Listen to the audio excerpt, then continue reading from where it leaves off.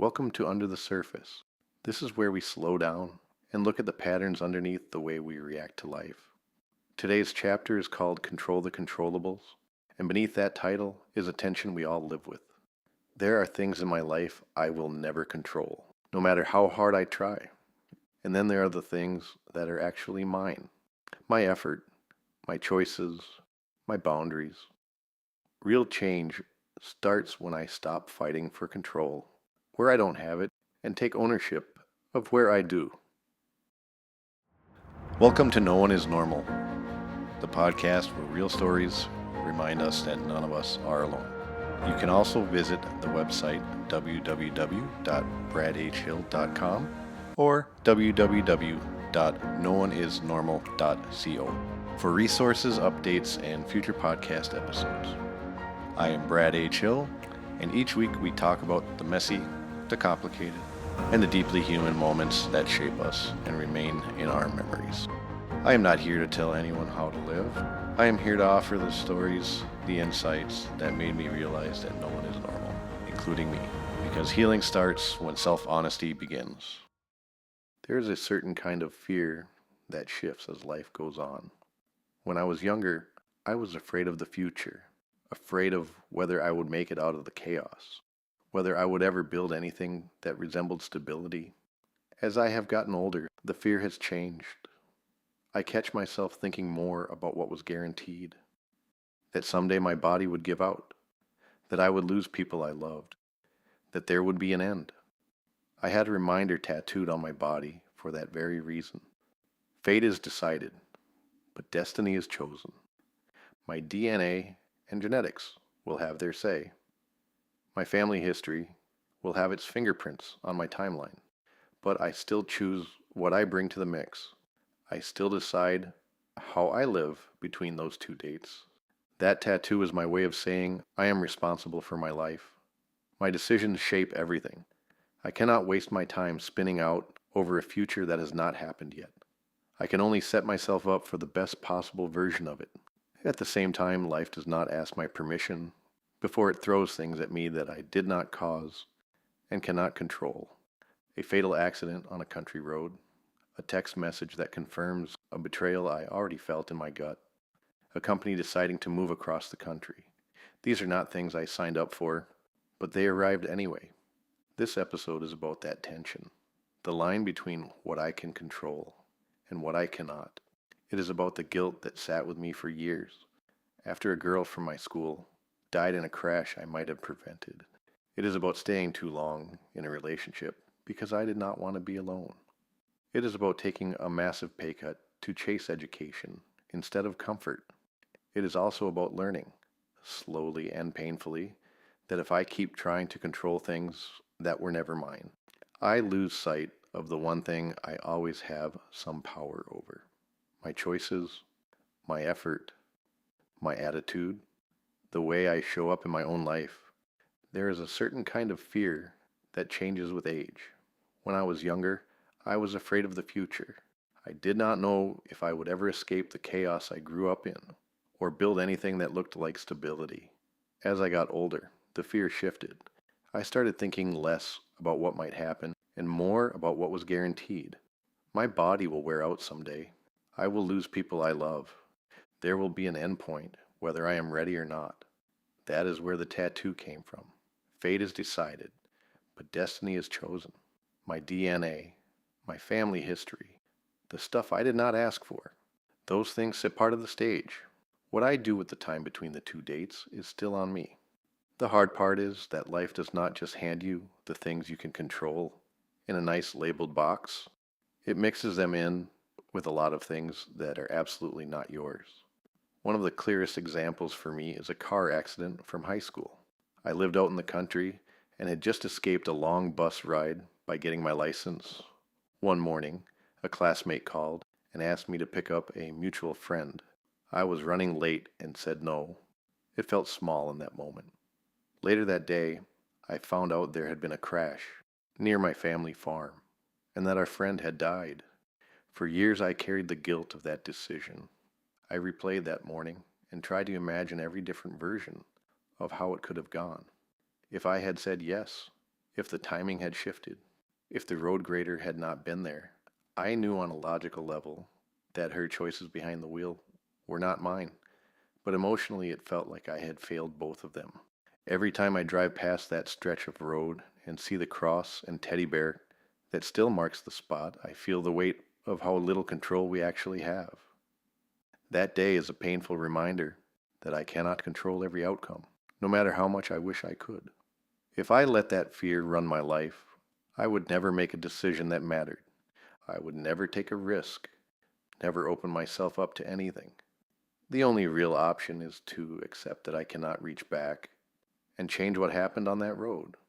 I can honor the loss by being honest about my limits instead of pretending I am responsible for things that were never mine to carry. That same confusion about control showed up in my relationships. There was a season where I was in a relationship that looked like a partnership from the outside. She and her young daughter lived with me. I was paying the bills and helping raise someone else's child. While her ex did not show up financially, I was working more than 40 hours a week at my regular job and bartending on weekends. Meanwhile, she did the bare minimum at work and seemed perfectly comfortable with that. I kept telling myself it would get better, that if I just worked harder or was more patient, the relationship would become the thing I wanted it to be. Underneath that was a simpler truth. I was afraid of being alone. The moment that broke it open was small. When I came home from bartending late, lay down in bed, and watched her phone light up, I saw the way she shielded the screen. I asked to see it, and she refused. When I finally did see the messages, they confirmed what my gut already knew. Someone else had a place in her life that should have been mine.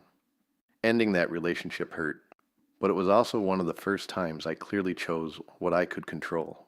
I could not make her be loyal. I could decide I was done living with that kind of disrespect. I could decide that I would rather be alone than keep pretending it was fine. Work forced me into the same lesson from another angle. I had what most people would call a good thing, a solid union job with good pay. Then the company announced it was moving across the country. At that exact time, I had enrolled in school. I visited another company that matched what I was studying. But taking the job meant dropping from $27 an hour to $12.50. That is not a small gap. Everything in me that loved security screamed that this was a bad idea. At the same time, everything in me that wanted a different life knew that staying where I was would only end in a loss of a job. I made the move. I took the pay cut and stayed in school. It was not glamorous. It meant grinding through full-time work and classes. It meant sacrificing evenings and weekends while people my age were out having fun. That stretch gave me my associate degree, then my bachelor's, and eventually my master's. It opened the door to a business development role where I got to travel, speak internationally, and see parts of the world I had only read about. It also eventually led me back home to a more grounded position that fit the marriage and life I wanted with Bonnie. None of that happened because fate suddenly became kind. It happened because I focused on the decisions that were actually mine in the middle of a lot of things I could not control. When I zoom out on this chapter, the pattern is clear. Life handed me real challenges and real losses. A fatal crash near my family farm. A company leaving. Relationships that did not turn out the way I hoped. For a long time, I responded by trying to control everything but myself. I took responsibility for tragedies I did not cause. I tried to hold relationships together by carrying more than my share and ignoring the red flags. I clung to jobs that felt safe even when they did not line up with where I wanted to go. The turning point was not some magical moment where everything got easier. It was the slow, stubborn decision to keep asking one question. What is actually mine to own here? Control the controllables is not a cute slogan. It is a survival tactic. It means letting go of the fantasy that I can prevent every accident, stop every betrayal, or guarantee every outcome. It means putting that energy into the places where it can actually do something. My effort, my boundaries, my career, the way I show up in my relationships, the way I tell the truth about my own patterns. This chapter exists because I finally started to understand that difference. In the rest of this episode, I want to dig into what psychology says about control, how this plays out in real lives far beyond mine, and how you and I can keep shifting our focus back to what is truly ours, one decision at a time. Control is one of the biggest illusions we all wrestle with. Most of us spend huge amounts of time and energy trying to manage things that were never really ours to command. Other people's opinions, their feelings, their choices, the future that exists only in our heads, the past that refuses to change, no matter how many times we replay it. We wear ourselves out trying to bend uncontrollable things into shapes that feel safer, all the while the simple difficult work of managing our own decisions sits in the corner waiting for attention. Psychology talks a lot about locus of control. That is just a way of describing where you believe power lives in your life. If you lean heavily toward an external locus of control, you see everything is happening to you. You're at the mercy of other people, the economy, fate, bad luck. If you lean toward an internal locus, you recognize that while you cannot control everything, your actions still matter. Neither extreme by itself is perfect. If you believe everything is on you, you can drown in pressure and blame. If you believe nothing is on you, you can drown in helplessness. Healthy control is somewhere in the middle. It is being honest about what is truly yours and what is not. Taking a quick pause here. If this episode is resonating, I would love for you to follow the No One Is Normal podcast on whatever platform you listen on. Every follow helps this show reach people who might need these stories. Now let's jump back in. That high school accident is a painful example of how complicated this can feel. Logically, you know you did not make the driver speed or pass the snowplow. Emotionally, it is almost impossible not to wonder what might have happened if you had said yes to the ride. The brain reaches for control even in tragedy. It tries to find the lever you could have pulled, because sometimes it feels easier to believe it was your fault than to accept that life can be that random and cruel. That is not just your pattern. A lot of people who go through loss, breakup, or trauma end up doing the same thing. They assign themselves responsibility for things no one person could have managed. Relationships bring the same dynamic. Staying with someone who does not carry their weight or who betrays your trust can trick you into thinking if you just do more, love harder, or sacrifice more, you can turn them into the person they promised to be. That is another kind of control fantasy. It keeps you locked into situations that drain you and stunt you, because walking away would mean accepting that you cannot make them change. The text message I found was painful, but it was also clarity. It was proof that the story I was carrying in my head did not match reality. Letting go there was an act of control in the only place it mattered. My boundary. Work and money tell a similar story. Taking a pay cut from $27 an hour to $12.50 does not make sense on paper. If you look only at the immediate numbers, it feels like failure. If you zoom out and include the degrees, the experience, and the executive level track that came later, the decision looks different. That is the risk of only valuing what you can see right now. Sometimes controlling the controllables means taking a short-term hit to invest in the long-term gain.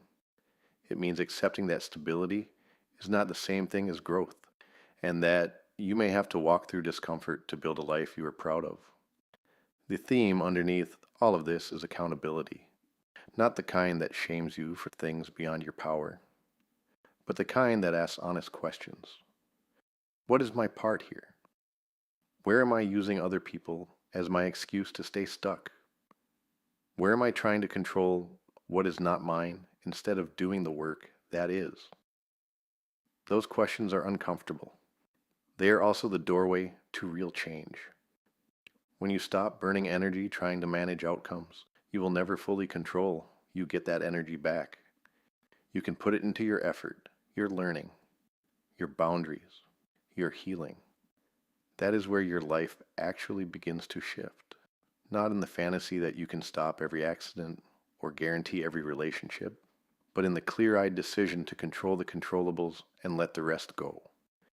When I think about controlling the controllables in my own life, I see a long pattern of trying to manage everything except myself. I can feel how much time I spent wrestling with things I never had power over.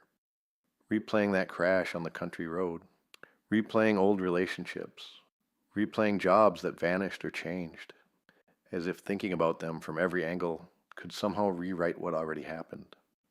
For a long time, it was easier to lean on blame, to point at other people, at circumstances, at bad timing. It was easier than admitting that my real leverage was always in my own choices, in who I let stay in my life, in what kind of work I was willing to tolerate, and whether I went back to school after being kicked out or just sat in a story about how it was not meant for me. I look back at different versions of myself, the version of me lying in that bed next to someone who was texting another man, the version of me standing at the edge of a pay cut that made my stomach drop, the version of me driving past that cross at the accident site and swallowing a fresh wave of guilt every time. Each one of those moments carried the same question underneath all the noise. Am I going to keep trying to control what I cannot? Or am I going to take ownership of what is actually mine? Learning to choose the second path has been uncomfortable as hell. It means I cannot hide behind excuses anymore. It means I have to be honest about where I am, the one holding myself back. But it has also been the most freeing shift of my life, because once I stopped trying to manage fate and other people, something changed.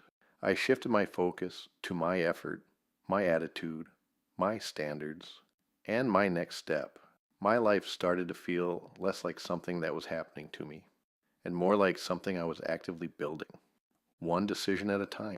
If you are listening to this and thinking about your own life, there is probably at least one area where you feel completely out of control.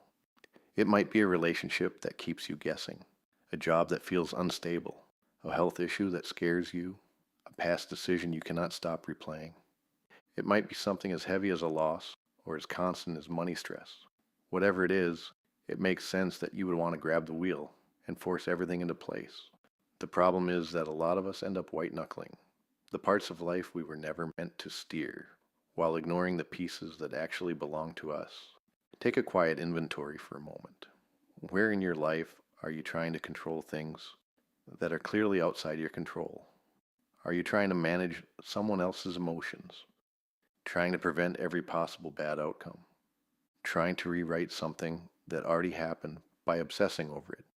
How much energy are you spending replaying the past or worrying about the future instead of taking one doable step in the present? Now flip the questions. What parts of your current situation are actually yours to own? Maybe it is the way you stay in a job that drains you, because looking for something new feels scary, even though you know you are capable of more. Maybe it is the way you stay in a relationship or friendship, because you are afraid of being alone, even while your gut is telling you that this person does not stand in the fire with you.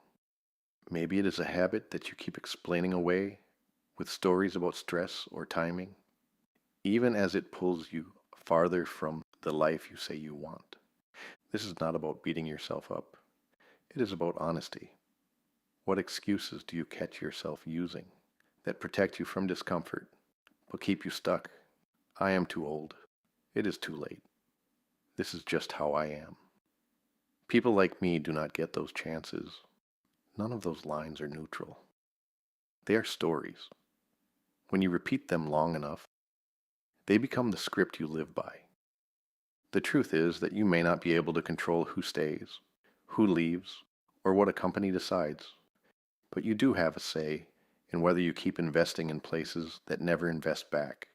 You do have a say in whether you take a class, update a resume, ask for help, or start setting boundaries.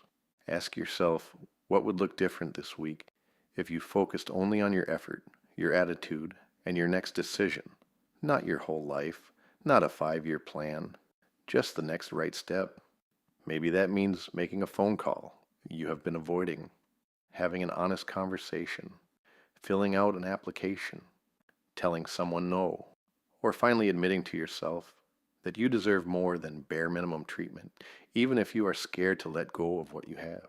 You cannot control fate. You cannot script destiny for other people.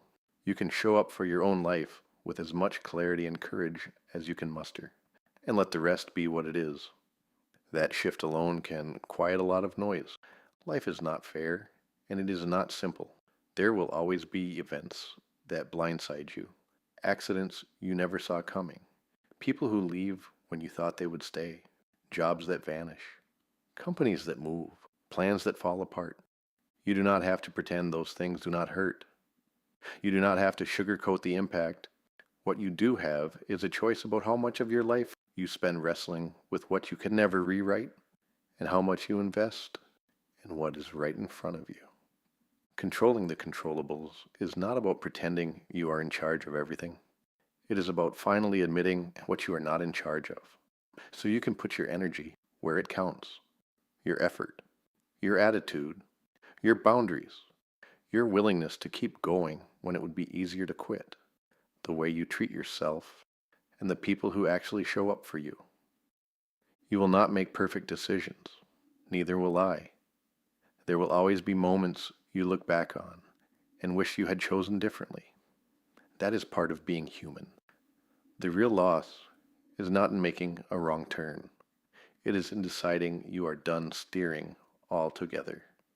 As long as you are willing to own your part, learn from it, and take the next step with a little more honesty and courage than the last one, you are still building something. You are still choosing destiny inside whatever fate handed you.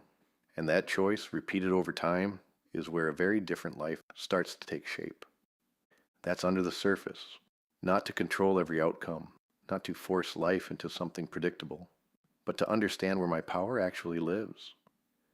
If this chapter hits something for you, take a step back and look at where your energy is going. Because the moment I stop trying to control everything is the moment I can finally focus on what actually moves my life forward. Awareness is where that shift begins. Just a reminder, the stories and conversations in this podcast are for informational and personal reflection only. Nothing shared here should be taken as medical, legal, or professional advice. Always speak with a qualified professional about your own personal situation. Thank you for listening to No One Is Normal. If today's message resonated with you, you can find the book No One Is Normal on Amazon and Kindle, and explore more resources at www.bradhhill.com or www.nooneisnormal.co. Remember, you weren't meant to be normal, you were meant to be you.